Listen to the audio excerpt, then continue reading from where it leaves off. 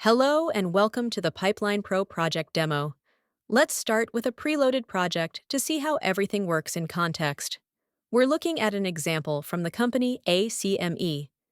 We can edit the company parameters using the Edit button to change the company name, the vendor code, which will be necessary for delivery to the client, logos, information, email, access permissions, Slack integrations, and other helpful elements. Personnel management is under the License section. In the Edit Team tab, we can send invitations via email to users we want to invite into the system. We can drag a person to a role based on the permission level they'll have within the system. Once this is done within the company, we can see a preloaded project. If we click on that preloaded project, it becomes, as shown here, the active project. All operations from now on will be performed on this one. My permission level within this company is currently set to owner, meaning I have the highest permission level and access to all system areas. In the initial summary view, we'll see the most recently uploaded material, DCC statistics, and general project information. All tools are distributed across tabs based on the user's role, whether they're a worker, manager, or administrator in the pipeline system. By clicking the project logo, we enter the system's main part, the workspace, where artists begin their operations. Artists primarily use the workspace area. In the pipeline section, we manage system administration and pipeline configuration. In the Manage section, we find statistics and admin tools for producers. In the pipeline section, we first see a summary. It includes the naming convention, technical specifications of the project, and pipeline import-export tools. This allows us to create sandboxes and copy this pipeline for testing and trials.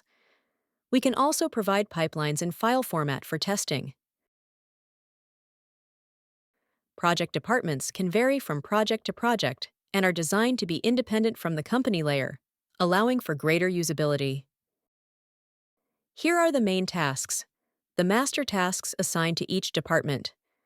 By clicking one, we can edit the server folder name that will store its materials and the final file suffix according to the naming convention, along with color and task initials. In Asset Type, we define templates for assets based on the main tasks. We also determine the DCC to be used, rearrange task order by dragging, or add new tasks by selecting them and placing them in position. There is one template per asset type, one for shots, and others for sequences, episodes, etc. Validation systems show task states, not just their initials and colors, but also whether they belong to artists, supervisors, or managers. In the Assets section, we define which task will log work hours for the pipeline. The dependency map is primarily used for sending remote materials and synchronizing files in remote workflows. In the DCC section, we configure the entire pipeline. By clicking into DCC, we find customizable button panels where we can edit execution code, apply version control, and handle executions. Tasks can be selected by department or directly via the main tasks, blocks defined by task type. Here, we can preview material and see the tools available for each specific task. There are additional button panels and action blocks for scene builds, opening scenes, running checkers, and 3 publishing groups, each tied to execution code triggered at publication. Default templates are also available to assist with element creation. Here's an example: a builder action that currently performs a simple print operation in the back end. These can be edited and managed at any time. Beyond the pipeline, we manage personnel. We bring people from the company layer into this project and invite them here. Then, we assign them to departments and define their work permissions. We have work diagrams, pipes, logic engines. The logic system platform includes 2 preloaded logics, that showcase its automation capabilities. These logics are provided as examples, and in this case, they demonstrate a state change. When the modeling state changes to OK in, an action is triggered that updates the state of another task. Specifically, the rig changes to the OK in state. To understand how this works, note that the trigger for this logic is the transition from modeling to OK in. When this change occurs, the rig updates accordingly, exactly as defined in the logic. It's very easy to modify using a state change reader. You can also add new tasks with new states to extend the automation. This makes automation control extremely straightforward, allowing logical states to be expressed as practical usage examples. There are also sections for Kraken integration, server, webhooks, deferred storage, and API access, all geared toward TD and coding work. In the workflow area, we see a summary of team members and dashboards. The search engine lets us filter tasks by profile, e.g., searching for composition tasks marked for approval. These results can be saved as quick access buttons. Clicking on tasks takes us directly to them for corrections. We can also execute bulk actions on selected entities. The three main working areas are script, asset, and shot. In the script section, we manage script writing. We can create a new script, set its phase, draft, idea, and drag in a PDF or final draft file. Dragging in a final draft file will automatically link it to asset naming. If the name isn't found, we can still create a direct reference and define the asset type, e.g., creating snow as a Class B prop. By clicking Create, the asset is generated, initialized, and its tasks are immediately available to operate on. Assets are organized into galleries by episode.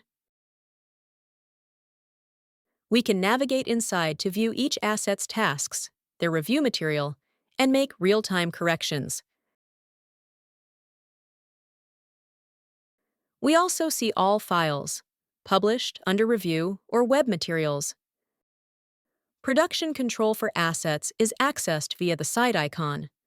We see each asset and its tasks, their statuses, and can navigate or assign users and change statuses with one click. The same applies to shots. The shot area shows an overview of episode 1 by block or image view. We can select multiple tasks, assign people, or change their status. The shots section works the same. We see episode 1 in both block and image views, with videos of each shot. This general view creates a color script video of all scenes. Inside each shot, we can access layout, composition, and even the source code via the file tree. We can move between shots and sequences without using the main menu, navigate upward to sequences or the episode layer, and find tasks related to effects, editing, sound, and more. In Manage Shots, we see the full episode layout with all its shots and tasks.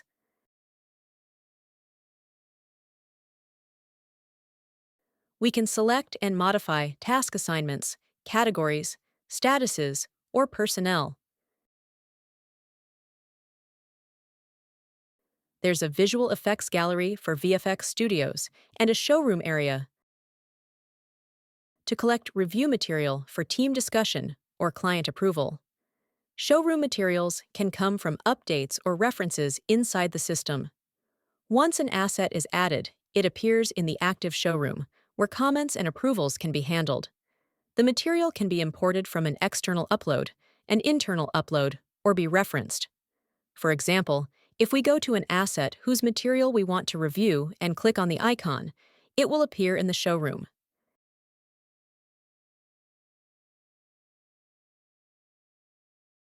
Inside the material, we'll be able to make reviews, comments, retakes, or approvals.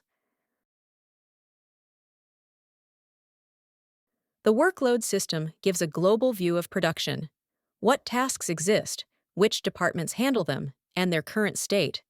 You can dive deeper to see personnel assignments if defined. In this example, we don't see any assigned tasks reflected because the users haven't been created yet, as this is a test project. However, these actions could be performed directly from this window, as shown. In the Manage area, you'll see exactly which parts of each episode are active, broken down by department and task count.